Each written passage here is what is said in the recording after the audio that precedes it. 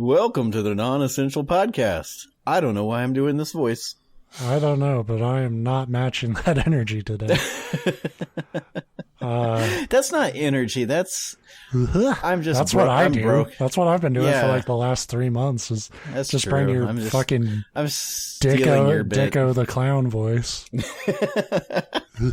God. Welcome to the Wacky Comedy Hour. Follow me on Twitter to follow my journey as I quit my decent paying, respectable job and become Dicko the Clown. I would do it. Especially after today. Work fucking sucked. Yeah. Anytime you just spend, like, if your job is like mine, sometimes you have days where it's literally just like 6 or 7 hours arguing over email.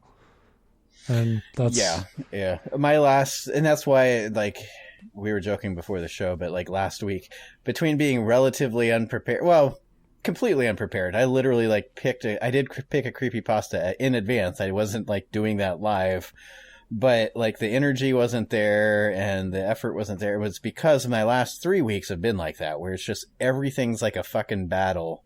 And it's not always like, for us, it's not like necessarily bad customers. Like, there was a lot of bad customers, but there was a lot of good customers where just things were fucked up between like the systems and just everything.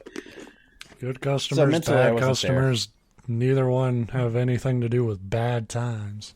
Right. It turns out, work just sucks regardless of if it's like working with good people or bad people. It's still going to suck. So I haven't had that kind of week this week. Knock on wood. I got one more day left. But my week sounds like you have. My week has been so fucking like exhaustingly. It could be worse, but it was exhausting. And it's funny because you promised for me, I believe, last week that, or I promised, I don't remember, that we would have a real topic. And I was like, yeah, that's probably doable. And then I found a topic, and then after, like, I was like, well, it's Monday, it's late. I'll put the research in to get the notes together tomorrow.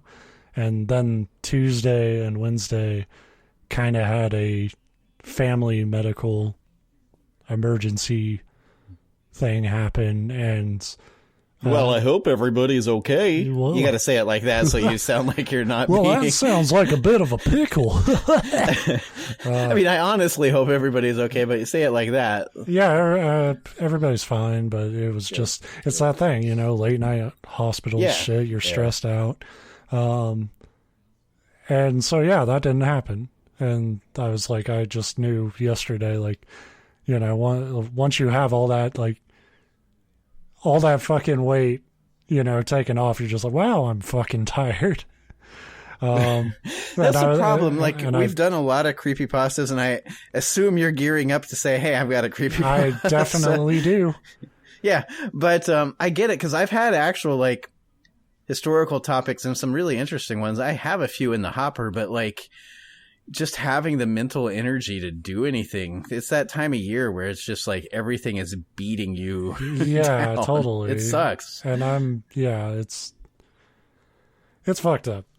So I do have a creepypasta today. If you are sick of the fucking us bumbling our way through works of fiction that we've been doing for the last 2 months, pay me a lot of money and I'll reconsider my approach.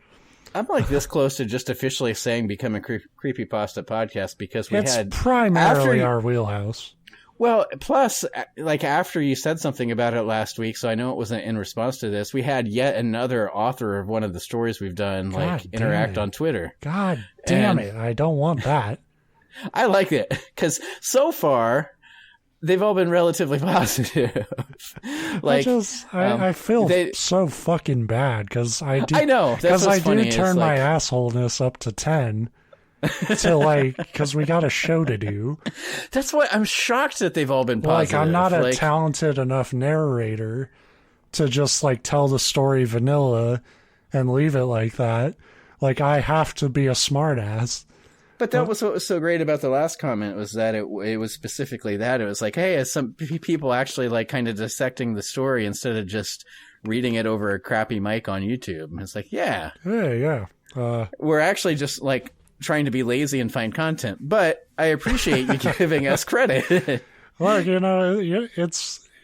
it comes from a sincere fandom. I love reading these stories, whether I think they're good or bad. And that's a and I have a ton of respect for people who are willing to put their, like we said, it's a writing exercise. These people are not trying to be the second coming of Poe. They're trying to have fun and develop as writers, and it's really cool to see that play out. But it's also really funny. So, and it comes from a double. We both like the creepypastas themselves, but we're both writers. We both like to write, so it is fun to dissect that process. And that is what makes me feel better. And if we ever do get a comment from a writer about, hey, I didn't like how you handled my story, just know that we blister our own stories on this very show. We have brought our own fiction to it, and we are probably harder on ourselves than we are on anyone else. Not only that, but I'm willing for them to be hard. Like, I was 100% prepared if the person got mad to say, like, look, here's a couple of the stories that I've wrote. Tear them apart all you want. Like, they deserve it. Yeah. But, I mean, like, there's... And maybe that's what I'll have to do next week or the next couple times is go back to every now and then. I like doing original stuff because it kind of does circle that around to be like, look, we're not here acting like we're better than anybody. We just like the stories, but we also like kind of laughing at the parts where they didn't work. It's just that, and I have to assume that you were kind of the same way. If you enjoy this format, it's that almost Mystery Science Theater idea of taking something and kind of talking over it and making it your own.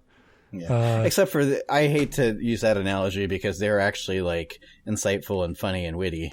I'm funny. Yeah. I'm funny, right? I'm a funny guy. I'm a funny guy. Please say I'm funny. What kind of funny? Please give me compliments. Am I a clown? Desperate Joe Pesci in Goodfellas. yeah. Oh my gosh, you think I'm funny? What kind of funny? What kind of funny? Tell me I'm funny. Please elaborate on that. Tell me what the fuck is funny about me so I can call my mom. Yeah, he wasn't getting pissed. He was super Tell me what flattered you like about more. me, God damn it. I need to hear it. I'm telling you, you motherfucker, you. God, I need to watch that movie again. I watched it a couple of weeks ago. Still one of the best movies ever, and like my friends get really annoyed when I talk about it, but they won't just watch it. So it's like, well, I'm gonna keep talking about it until you see it because it's his best movie. They haven't even seen it. No. Oh yeah, my brother and one of my best friends have not seen it, and every time it comes up, they're like, "Yeah, we know." And it's you need to do that. Shit, I should know the movie because it's my generation. The one where the dude stands out front in front of the girl's bedroom window with a boombox over his head. But you need to do that, but The Life holding of up. Ben. Yeah. The Life of Ben. But do that holding up like a DVD copy of Goodfellas. Yeah. I was picturing Don't You Forget About Me, but that's a completely wrong movie. It just pissed me off specifically with my brother because he loves The Irishman. And I'm like, The Irishman is a good movie, but it's horrendously slow. And to me, Goodfellas is so perfectly paced that it pisses me off. That's what moves. We've talked about it a lot. That's what moves any movie to the top of my list is something that's paced well, because my biggest pet peeve, and so many movies, even good ones, are so bad at pacing. Yeah. But no, yeah, great movie. It's better than this show. That's that thing, though, because it's so frustrating when you have something like that where you're just like, watch the fucking movie, it's awesome. And they won't do it. Yeah. But if I was in their shoes, because I've done that a gazillion times with TV series and movies and stuff where people are like, you need to watch this, it's great. And it's like, that almost flips. It's not me on purpose being stubborn, but it flips the switch in my head where it's like, I'm never going to watch it. I've totally crossed that line to being obnoxious about it. But, I'm pissed. I want everyone to watch that movie. I mean, from like their standpoint, because you got to remember, I'm a guy I've never seen Rocky, I've never seen Top Gun, I've never seen. You've never seen Rocky? Goodfellas, or not Goodfellas. We were just talking about Goodfellas. Godfather. No, what there's a ton of classic. Fuck it, no show this week. He's got movies to watch. We got to watch Rocky. It's fucking stupid. Roadhouse. That was one that they were talking about. Crazy, man. Yeah, not Roadhouse. Fuck Roadhouse. Like that's. I almost want to watch Roadhouse just because I've never been able to wrap my head around how people are like, yeah, in the 80s, Patrick Swayze, he was just like the sexiest guy alive. For some reason, I merged in my head Roadhouse with Dirty Dancing for the longest time, and then like you're not that far off. And then when I finally saw Roadhouse, I just thought it was going to be a Dirty Dancing movie. It's like Dirty Dancing with fighting, for what my understanding is, although I've never seen it. No, I think it's because all those like, or any dancing. It's because like all those like 80s heartthrob like movie star guys all look the fucking same. Like, yeah. It's just that like big poofy hair, probably a mullet or at least approaching mullet, and they didn't wear shirts ever. Like, or very tight shirts. Yeah. You could have just covered your upper body in paint. And that's would how have been people more dress. comfortable. Yeah. All right, let's get to this because I know it's going to take probably a fucking hour and a half the way we read. This story is from a user. It sounds familiar, but I don't know if we've done a story from them before. Called Empyrealinvective. I don't believe so. It's spelled very weird, but you can see that in the description. This is called Doppledater. Travis sucked air through his teeth in a way that was reminiscent of a pained hiss. He stood up and tossed the iPad across his bed as if putting distance between himself and the words would save himself from them. It wouldn't. He had seen the title and he tapped on it, even though he knew it would do him no good. It would only make him feel worse. He paced the floor of his bedroom for a few minutes before he returned to the iPad and picked it up. He read it again, despite the fact he knew what would happen when he did. The Lonely Hearts Ritual. Have you ever wondered what it would be like to find that perfect someone who complements you perfectly in every way and meshes so wholly with your personality? It's almost as if you were created for each other. Do you know? That just makes me like physically ill hearing that. Have you ever wanted to merge with a pile of goo? No, not really. That's not. Do you know someone who sets your heart aflutter and makes you realize the true breadth of beauty in the world? Well, why not make that person love you? Why not make them with a knife? No. No, I'm laughing because this is just pointing out, like I'm hearing all this, and it's like, that sounds like an awful lot of work. Like, how the fuck did you start a family? By accident, I think. Yeah. Tara doesn't even know we're married yet. Had a priest like do your whole vows and shit while you guys were like snoozing through the alarm. Yeah, she was sleeping. I was awake because I had this like evil grin on my face, like yes, ha ha ha. Well, why not make that person love you? Their heart can be yours. All you need to perform this binding ritual is a photo of theirs and a knife. I didn't add that knife, actually. That's them. Yeah, well, that sounds like we're quickly approaching incel territory. In any community, in any nation, go to any place of higher education. In the deepest bowels of the basement of that building, you will find a row of holes in the wall. These fist-sized holes will be invisible unless you're actually looking for them. Using the knife, give one of your fingers a small cut and apply a single drop of blood to the picture. While anointing the picture, make sure to chant the person's name as you consign the photo to its hole. If you are successful, that person will fall madly in love with you, and you'll be happy. Afterwards, you must never return to that place or retrieve their photo. If you do, the photo will be distorted and look like some sort of fugly demon. So the twist is if you go back, they'll look ugly in a picture. Be like, oh, you bound yourself to an Uggo. Good luck. Again, it's more and more incel sounding. I like the farther we go. That's the first story where I got to break out the spam email voice. Yeah, I did like it. It was just very the shithead salesman. I kind of want to hire you just to read all the spam emails I get every day. That would be good. I'd take that gig. Travis flipped the lid of the iPad with a flick of his wrist. Wow, a lid? Fancy. With a flick of his wrist and covered the screen.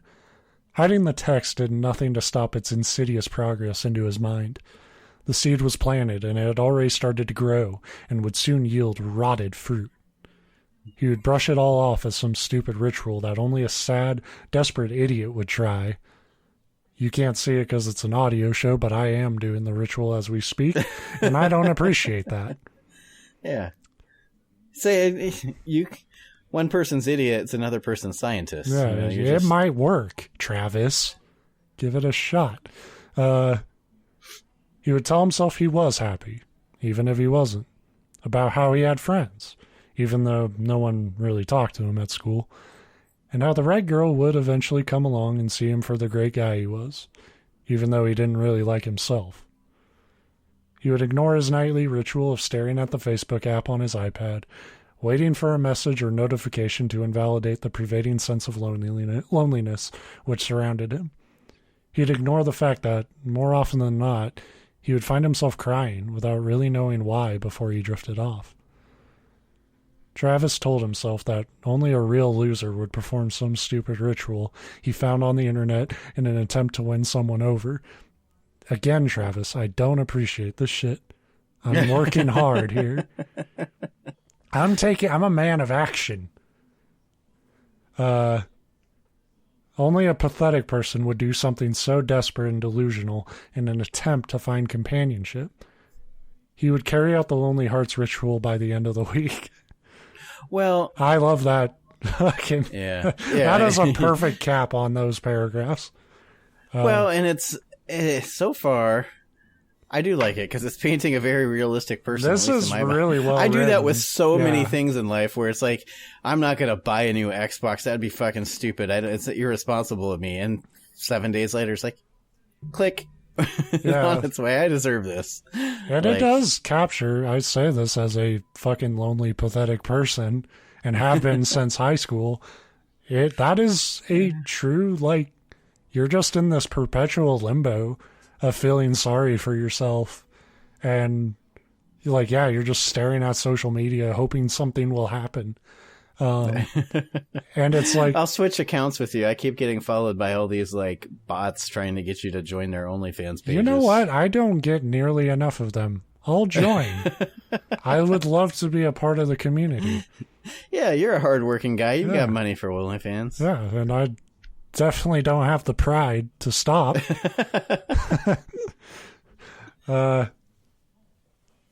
He knew it was ridiculous, but at this point he was desperate enough to try anything. He was tired of being a wallflower. He wanted to stop feeling so alone. Lisa was the only solution he could see. His mind looped through memories of her in a practice cycle. It was like a broken record skipping endlessly. Her smile was gentle and kind, the way she talked to her friends, bubbly and effervescent. She was perfect. If he could convince her to love him, maybe she could give him something he couldn't show himself. Lisa didn't even notice him. There was nothing malicious in it. She had friends and tried to be friendly with everyone she met. Their class was relatively large, and Travis never made any attempt to become her friend. He preferred watching her from a distance, pretending about all the sweet things she would say to him and the jokes she would tell him which would make him laugh. He thought it was better this way, but now the illusion wasn't enough. It was easy enough to sneak the knife into school. Like, this is a bad turn already. Yeah. Their metal detector hadn't been plugged in for months. That I do believe. Mm-hmm. The metal detector was more of a false totem of security. The school made a big deal of it when they first unveiled it. They declared themselves a bastion of safety in today's uncertain times. When it broke a month later and the school didn't have the funds to repair it, they quietly unplugged it and pretended that it was fine. They went through the motions of having students walk through the metal detector, but it didn't react to anything. Travis simply put the pocket knife in his pocket and walked into the school. I'm the asshole that would have shown up to school in like a full suit of armor. Just... for protection. You never know.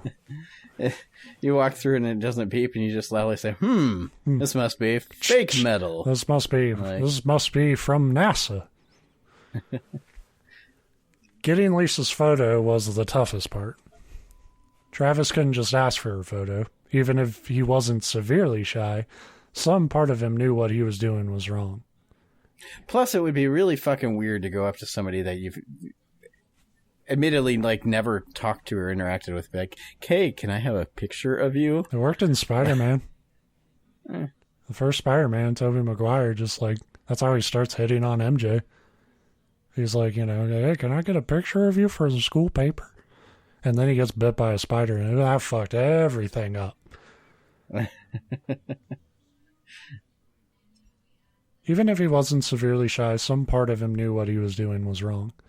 He managed to use his cell phone to snap a picture in class while everyone was distracted. He discreetly tucked the phone under his arm and tapped the camera icon. The teacher stopped lecturing, and everyone's heads turned toward the origin of the sound and the sudden flash of light. Turn off the sound effect, jackass. It's a setting. No, it's one of those old 1800s box ones that has to explode. Excuse me, Lisa, can you not move for the next 8 Lisa, to 13 I'm going to put you in this minutes? brace to keep you still. I'm not doing anything, though. Just just cranking my shank over here. Just classic not Travis, who you never met before.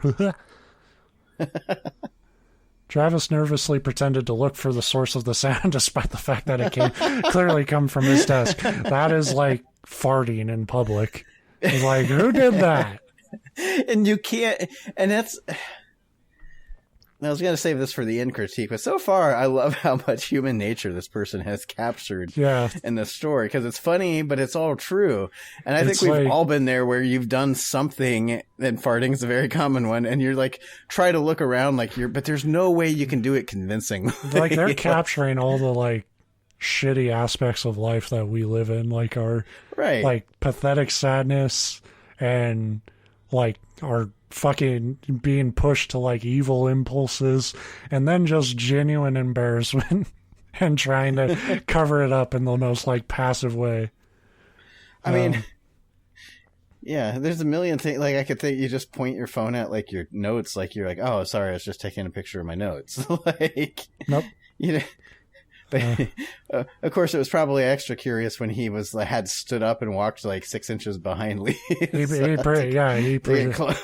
What you do is you cover up that camera sound with a real fart, and then no one will know. What was that? It wasn't a camera; it was a fart. And then they could be like, "Travis, did you fart?" Right? And you'll be like, "No, I was taking a picture." Yeah, nobody will believe the picture thing. They'll think you're, genius. But you don't have to admit the truth. He was certain everyone knew that it was him, but he still tried to hide it.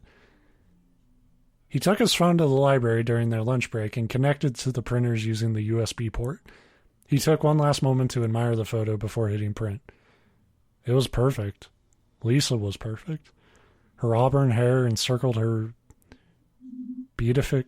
maybe... I've never heard that word. It might be beatific. I don't know. Her whatever face. Her fucking... her all right face. Yeah, beautiful. It's not beautiful. It's beautifish. Her fuggo face. Her perfect hair and her fuggo face. Her eyes were open. He would have seen her warm hazel eyes. If her eyes were open, he would have seen her warm hazel eyes. She was sleeping peacefully. He printed the photo and hastily averted his face. Wait. So he took this picture in class, and she was just sleeping? Sleeping through class.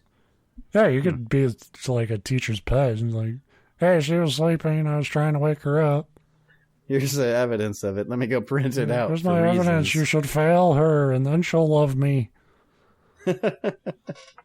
She was sleeping peacefully. He printed the photo and hastily averted his face from the librarian, who had been watching him with a quizzical expression. I don't know who's weirder, this dude or the librarian looking over, like, student shoulders. To like... In fairness, if I was a, like, high school, I assume this is high school librarian, I'd be so fucking bored. I would be too. I'd be like... But I had a cell phone, dude. Like...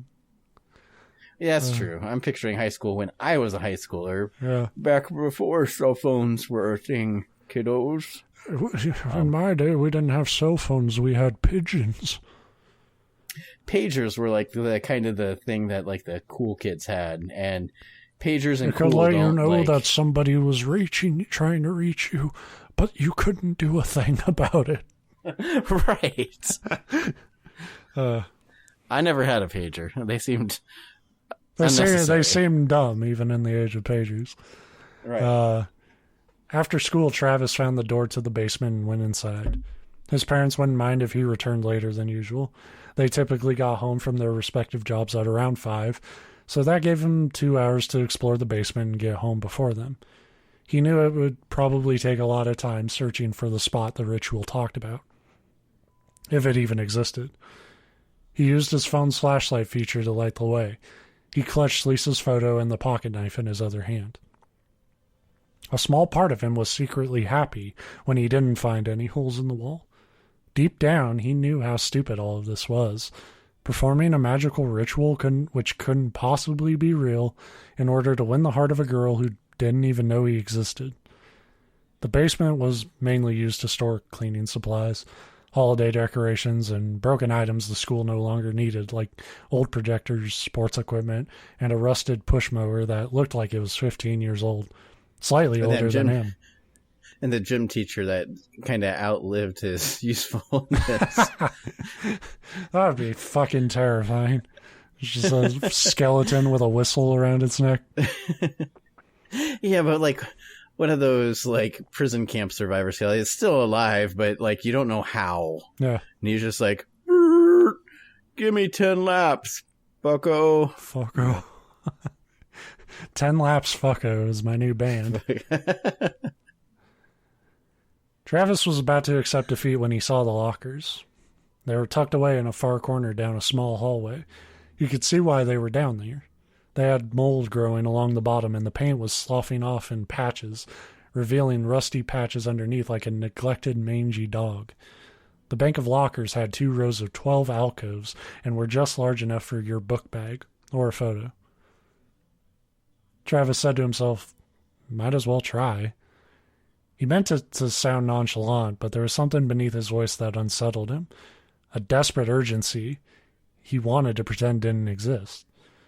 He opened the first locker and was greeted with the built-up smell of must and rust. He performed the ritual as quick as he could, as if he were compelled. He jabbed the tip of his index finger with the pocket knife. He didn't wince. He squeezed his finger and watched as a fat drop of blood stained the immaculate gloss of the photo he had taken. He chanted, Lisa Danielle. A half a dozen times before the name lost its meaning and sounded awkward on his lips. So by the end, he's like, Lisa Danielle. Look at me, everyone. I'm Lisa Danielle. He gets off track and he's actually chanting Daniel Lisa. Some boy. Dan Lisa. Yeah, he's one of the linebackers on the high school football team. Do it for Dan Lisa. And he's like, hey, at least I'm not lonely anymore. Yeah. We support you. Yeah. I'm not going to here to judge. He whispered it just a few more times just to be safe before he slipped the stained photo inside the locker and shut the door. Travis returned home with his face flushed, shame and self-loathing swelling up inside him, and his heart hammering in his chest. He made sure to wash his hands thoroughly and disinfect the cut. He slapped a Band-Aid over his finger. When his parents returned home and noticed the cut, he explained it in the usual manner. I was trying to fucking perform a demonic ritual to make a girl love me. No. He had sliced open a finger while cutting an apple out for an after-school snack. He spent the rest of the weekend beating himself up for doing something so superstitious and stupid. I hope they mean physically like he's just up in his room fist fighting himself. Yeah. Yeah. Threw himself out a window. He knew how ridiculous it was, performing a stupid internet ritual in an attempt to get a girl to notice him. More than that, it was pathetic. He said he was too embarrassed to talk to her, but the real answer was buried deep inside him. He was worried about losing or alienating the last thing he had. He told himself that there was nothing sexual about it, and for once, he was being honest with himself. None of this was motivated by lust. The thought hadn't even crossed his mind until this point. Right, because she had the fuggo face. So yeah, I liked her hair. He just wanted her to look into his eyes and say those 3 simple words to him. Are you okay? He wasn't. He was far from it. Every day he had to give himself a reason to keep going. Had he talked to a professional, their diagnosis would have likely been clinical depression. He didn't seek help. Instead, he would say something that he liked about himself or the world around him as a reason to keep going. Sometimes it would be a sense of humor. He would spend the rest of the week convincing himself how terrible his jokes really were. Other times it would be his friends who loved him and would be sad if he were no longer there. Then he would notice how distant they really were. He never really talked to them outside of class, and every interaction felt like a courtesy. Each iteration, he lost another reason to live. Travis saw Lisa as his last chance, his final opportunity for happiness. He repeatedly told himself she was the only good thing left in his life after the bad chemicals in his brain convinced him that it was true. Instead of talking to someone or getting help, he placed all his expectations and hope on the shoulders of this girl he barely knew. He reasoned that if she could be convinced to care about him, maybe there was something worth saving. He wished she would notice him. On Monday, his wish came true. Right before she ran him over with her car, she's like, "Oh, there he is." Oh, I love that boy. Hey, Travis, bang. I love that boy. I loved that boy. You just changed the tense. All right, yeah.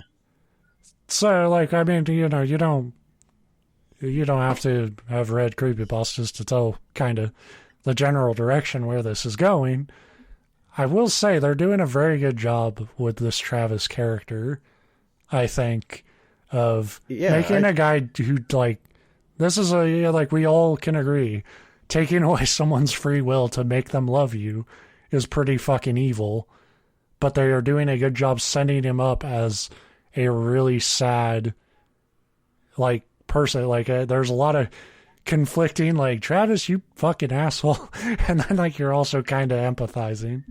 Yeah, and that's one of the things that I was thinking to myself this whole time is, like, you can almost empathize with him, but you also, at the same time, at least for me, I've never lost sight of the fact that, like, if you were an outside observer, seeing the stuff he's doing, like secretly taking a picture in class and then printing it out and that kind of stuff, like, you would be like, holy fuck, that's creepy.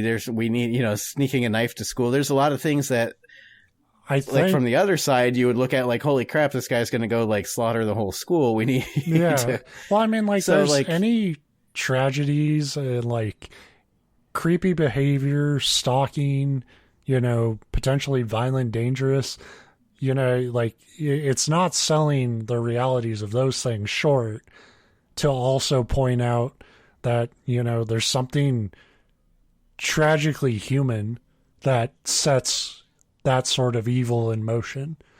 Yeah, because from their side, that's not how they're picturing loneliness.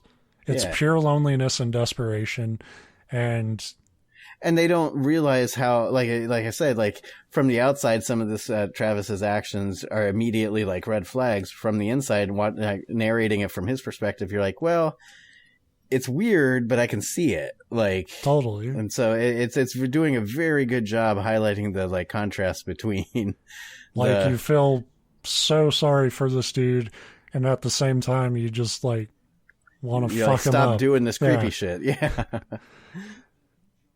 Lisa was waiting for Travis outside their school with a warm hug. It was so sudden and unexpected that it knocked the air right out of his lungs.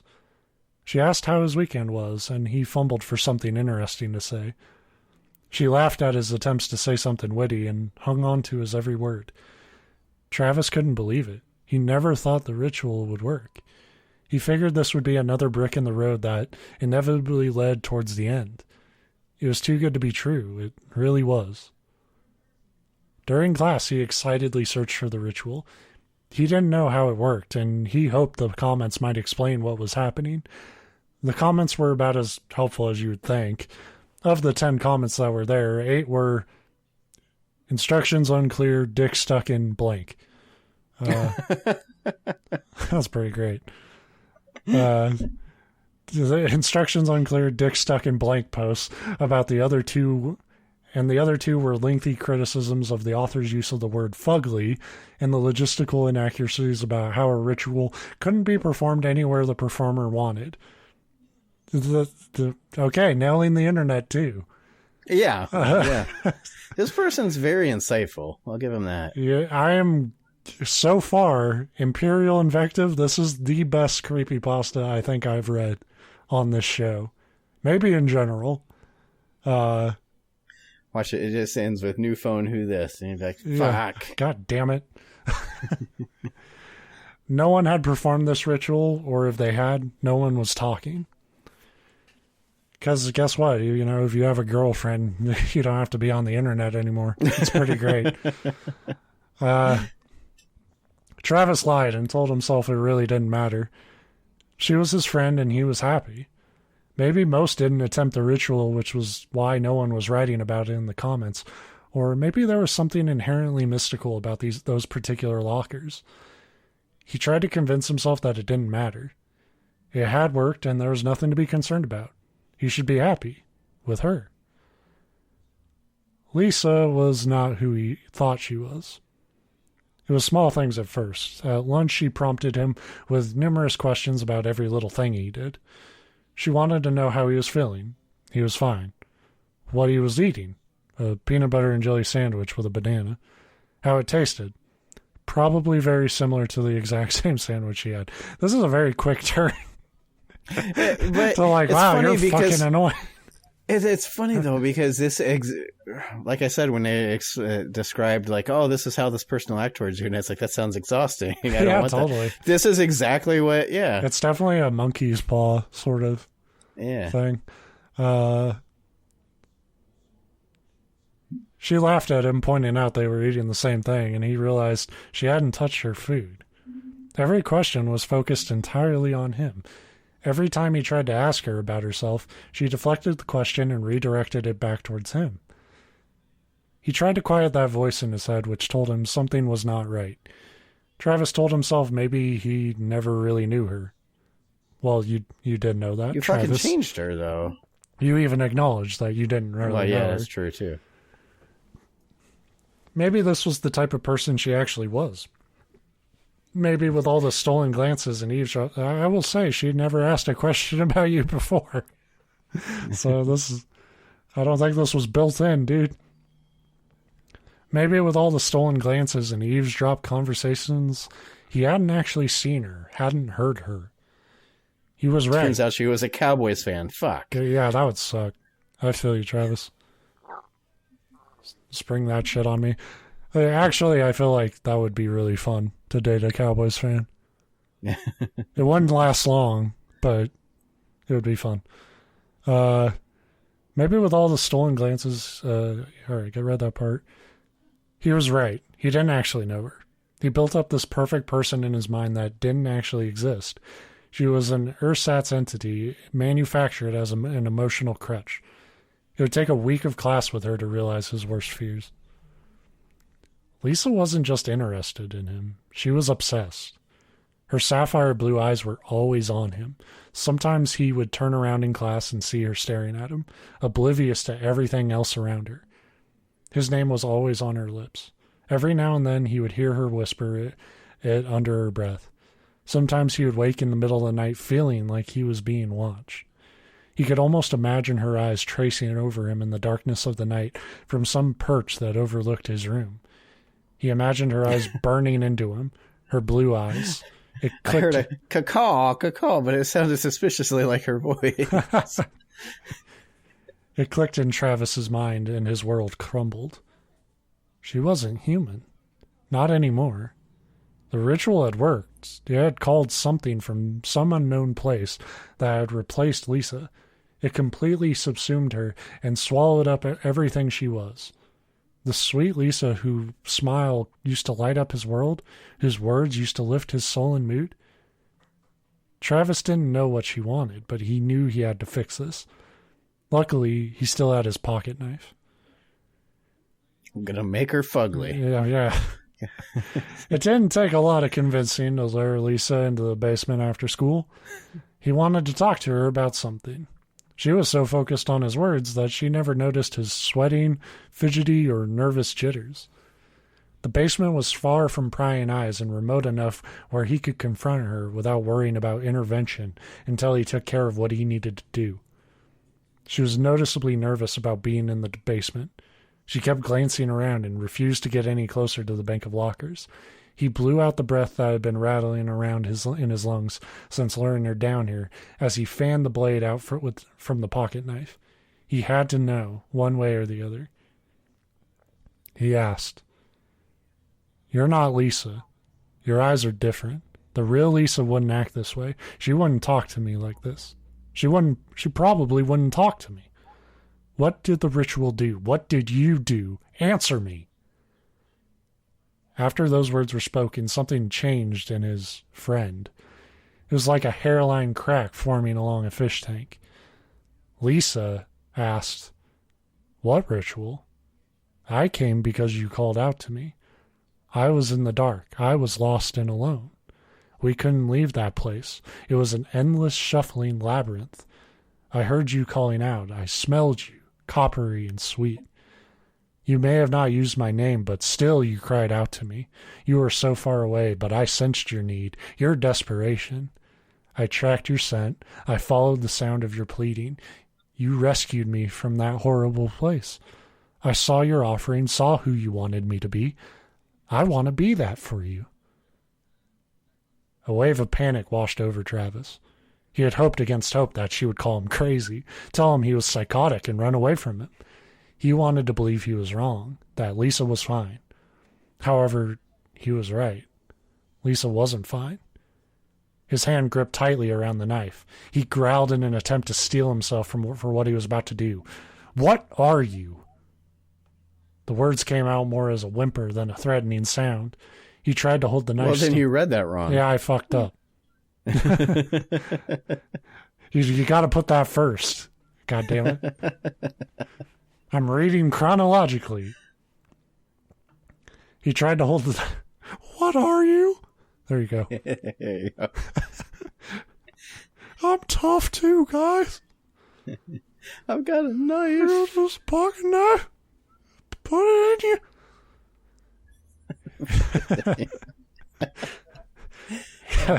He tried to hold the knife steady, but he couldn't stop his hands from shaking. He held back the tears, but he knew they were coming. Lisa stepped forward, and he shrank back. She smiled warmly, but her eyes were empty. She said, "I'm your friend." She stepped towards Travis, but he didn't move.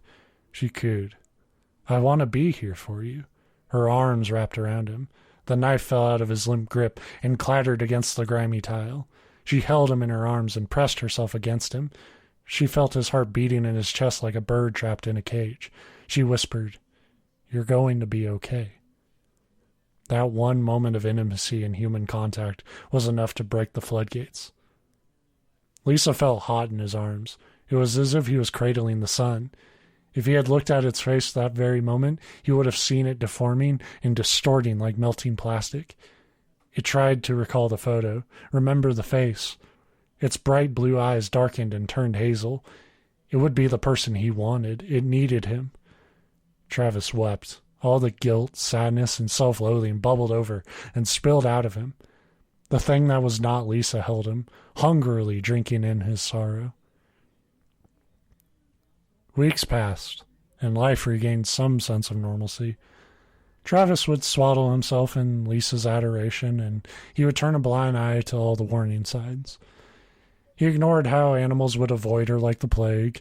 He'd pretend not to notice how her joints sometimes popped softly as she moved, as if they were luxating and sliding back into place. Well, fuck, I have that. Fuck, well, am I made up? Yeah. Sorry, I needed a podcast co-host, so I put... You put a fucking picture photo in of the some hole. guy who Yeah. ignored you. Some smartass ignored you. Or how her skin rippled and warped when she lost focus or let her guard down. It was a small sacrifice. Sometimes when they were talking on the phone late at night, she would tell him she was the only one who truly understood him. She told him that she was the only one who could make him happy. He knew he wasn't happy, but he kept telling himself the lie. Maybe one day he would be. Maybe one day he would have friends who understood him. Maybe one day, if they had been talking in person, Travis would have noticed the knife-sliced smile that cracked across her face as she told him all this. Months passed, and all that horror, revulsion, and fear abated and tucked itself away in the back of Travis's mind. For what it felt like the first time in his life, he was excited. He couldn't wait to come into class on Monday and see all of his new friends. He reflexively clenched and unclenched his fist and felt dozens of tiny painful stings bleeding out from all the small band-aids that were wrapped around his fingers. His family was so much nicer now. He didn't even need to use the lockers. He knew how to call them. They were waiting for him as soon as he got home from school. They told him that they cared about him now, that they were there for him regardless of the person he was. They loved him even though this was who he was. It had worked again. He couldn't wait to see the other kids in his class. For the first time in his entire life, Travis actually felt like he belonged. Travis never checked the lockers. He knew what he would find in them if he did, and that thought horrified him. He couldn't face the brutality and inhumanity that he knew he would find contained in those tiny lockers. Instead, he buried the revulsion deep down and enveloped himself in the lie that everyone cared about him now, and it was enough. He belonged in this place. He was at home amongst those monsters. He was happy. Everyone around him loved him still. Still, he didn't love himself. Some parents noticed the change in their children. They told themselves that children are always struggling to find their identity, and some seemingly change overnight. Some acted completely different from how they once were. It was a part of growing up. They told themselves it was a phase and they would grow out of it. Parents whose suspicions failed to abate simply disappeared. No trace was left of them. There was no resistance to the invasion. Travis was blissfully unaware of all of this as the doppelgangers continued to feed off of his depression in an attempt to perpetuate their food source until he was nothing but an empty husk. They glutted themselves on his misery. They fed for years until there was nothing left. The end. Okay. I liked it a lot. That's great. That's a great story. But something about the way that the end was written was one of those. I think about the last 4 paragraphs all could have been the last paragraph of the story. Like, I think, you know, I don't know. I think the last 3 paragraphs are worth it because it's sort of explaining the mental transition. Yeah. Like this dude just sort of went all in his like madness and depression and loneliness. And I thought that, but I like that he never like lost that. He knew he was, but he like kept doing it anyway. Well, he knew he was, and they did kind of. I actually like that twist, even if it felt a little abrupt. The idea that this was an invasion of these monsters that feed on, you know, your worst feelings, you know? Yeah. I thought that was a pretty cool change. Something this story has that, you know, I think a lot of other stories don't really pull off on when we bring them onto these shows, because it's kind of hard to do. There are published works that I would argue do not have morals to the story. And I think this one maybe has a couple, but near the end, I really picked out something that I definitely believe is true. And I think the story communicates it well, which is, you know, you can be surrounded by people and feel alone still. Yeah. And it's like, it's better to have genuine connections than, you know, a multitude of connections that make you feel empty. Well, and also that it's easy to seek validation when you have that depression or the low self-esteem or whatever. I think most of us, our natural tendency is to try to seek validation through other people, but I think that's another moral of the story, is that that's not the answer, because that doesn't actually fix the problem. Although it very much, when you're in that situation, feels like that's what'll fix the problem. So yeah, I think, I don't remember if we talked about it on the show last. I think we did, because the story last week kind of had the opposite, where there was no moral, there was no journey really. It was just like, here's a thing that happened, and then the rest of my life went about its way. For me, it was normal. Yeah, there was like no character arc really. Right. And I said, you know, one of the common things that they say in like storytelling and writing classes is that it's the hero's journey. The hero has to change from point A to point B. And I think this is one of those stories that does a really cool thing where there is the hero's journey, despite the quote unquote hero, although he's very much he's a protagonist, but it's definitely more like a protagonist's downfall almost. Yeah. Well, that's where it gets to that end. He has that journey, despite the fact that he ends the same. He doesn't change, but he actually ends up worse. Yeah, but he does still come across these revelations about himself that make it a journey. Yeah. So, like, and that's why, like, it would be too easy to distill that, like, oh, the hero has to accomplish this or change this or fix this, and that's not true. They just need to, like, I genuinely believe it's like, it's not about, you know, and I think a lot of media kind of does this, where it's like, they'll go for like a gratuitous happy ending or a gratuitous sad ending to just, like, you know, throw off expectations or something, like, and it's more about, to me, the full arc, like where the story ends up. Does that feel natural throughout, and like, does that reconcile itself with the rest of the journey the character went on, you know? Yeah.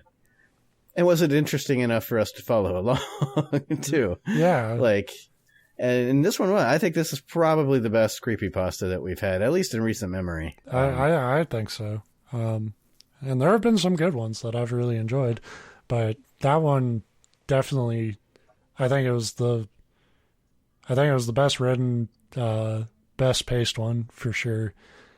It's very creative, and like I said, just a lot of insight into like human emotion and just the just environment, like, around us, like way more than I ever am when I'm writing. And just like, I think a really brilliant, you know, because we tapped on it sort of through that first half, how he was doing a good job. Like, Travis was being portrayed as a very believably, like, fucked up, you know, lack of a better word, loser. And the ending really does a good job of, like, showing that this character is simultaneously villain and victim. Yeah.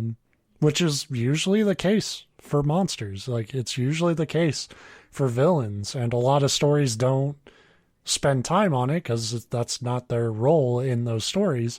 But almost every villain has equal parts, like, tragedy to, like, their genesis, you know?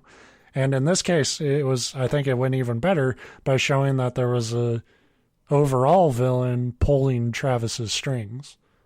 Yeah, like exploiting his situation, his weaknesses and whatnot. Which I mean, if anybody who's ever dealt with that sort of depression could probably relate to that analogy, because it just feels like, you know, you're constantly, like, digging deeper into that hole, you know, and it almost feels like something else is trying to keep you down. So yeah, sorry it's not funny to gush over a story for 10 minutes, but I fucking love that one. I do want to pat myself on the back. We got to be growing, because there was one part of the story that I almost called out because, he talked about after summoning the doppelganger, but kind of before, like as he was starting to realize what was going on, but before it really dawned on him, he was about being in class and turning around and always having her like breathing cool on blue her. eyes. Yeah. Hi. No, turning around and noticing that like she's gazing, staring at him with her cool blue eyes. I'm like, earlier you said hazel eyes, and I almost called it out. And then it turns out that was an intentional thing. I didn't even catch that, and I was reading it. I caught it, and I'm like, I'm not going to bother saying anything, and I'm glad I didn't, because they actually worked. That's something we said last week. Well, don't do that, because putting our foot in our mouth is 9/10 of the show. Yeah. So no, we did that like we got to interrupt ourselves all the time and then be proven wrong. So yeah, that's the story of this week. Right? You know what? Fuck it. I'm glad I brought that. That's way better than anything I could have come up with. You know what? Too, when I think about, you joked earlier about like, how do you have a family? Like, I still don't know, but I had that. I didn't really have a serious girlfriend until. I dated one girl before Tara, so it wasn't like I had a rockin' like busy love life. And that period, it does encapsulate that feeling. And then some of the things that you're expected to do as a society to find love, this sounds way better than most of the things where they're like, oh, go to bars and talk to women. And it's like, just no, like I'm going to stalk a chick, get her picture, and cut my finger. Yeah, great. Summon a demon. Yeah, that's better than having to actually make a genuine connection. And then when you do, having to have dinner with her family, and it's awkward as shit. Like, just give me the demon. Yeah, I want everyone to focus on me at the dinner table. That is part I would recommend. That's one part you were right about, where it's like, yeah, I'm fine. Leave me alone. Yeah, that's what I was, and it's because, and everybody has their own different like situations and different depressions and that stuff, but that's the one part that didn't jive with me. Not that I think it's bad or wrong, but me personally didn't identify with is like, when I get like depressed or in depressive states, the last thing I want is attention from others. It's not like, I want somebody to be adoring and like dote on me and attend to my needs. It's like, I just want people to leave me the fuck alone. Yeah. But if you've never had that, I could see how you would think that that's what you want. Yeah, I mean, And I did love that immediately, like you said, within like three class periods, he's like, oh, this is fucking annoying. It was very funny and very true to like, oh shit, it turns out making up a girl in your head, it's not true to even your fucking demon summoning reality.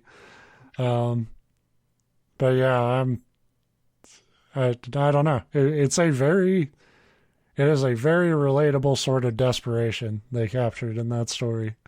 So yeah, kudos.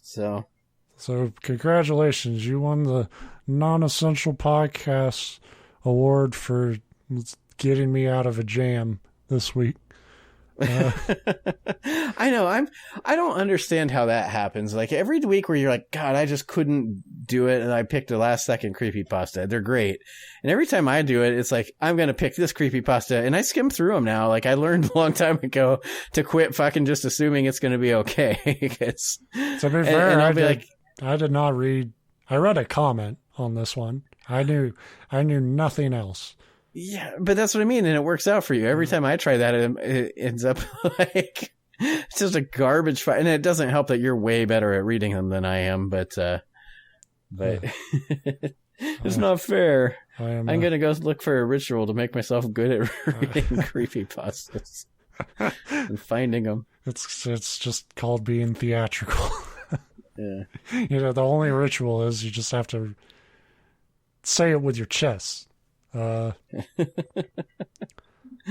right, so join us next week when Shakespeare reads Chainsaw Dance or whatever. Yeah. Creepypasta. Well, when I try to read Shakespeare while juggling chainsaws, that's what that is, right? I was just picturing Shakespeare reading Shakespeare on saw. Any creepypasta. And Shakespeare. You know what? Shakespeare wrote some dumb shit too. All right? Yeah. We'll bring the Tempest on here one day. oh fuck, that's one that like I'd always heard of, and I'm like, yeah, like it's a classic. People I should probably fucking love The Tempest. It's dog shit. Thank God I didn't like do something stupid like download it to actually read. I was like, I'll do the audiobook of it, and no, it's fucking bad. It's a lame ass. I mean, you know, I'm an asshole, so any Shakespeare thing that doesn't end in like a king being dead and a bunch of people crying, I'm like, that's not real Shakespeare. But yeah, the Tempest is shit. I'm picturing you working at like a McDonald's drive-up window, and Shakespeare comes up. He's like, "I'd like a Big Mac meal with Coke," and you're like, "Bullshit! No king died at the end. Get the fuck out of here, Billy." And I'd like another Richard III, but you didn't do that. You made the Tempest, so fuck you. So yeah, and if you disagree, William, you're Bill. Feel free to, Billy. If you disagree, Bill, you can get burgers somewhere else. Tweet us. Fucko. Yes. Anyway, we've been trying to sign off for a good 4 minutes here, so yeah, as our nature. All right, we'll be back next week with more shit from the shit pile.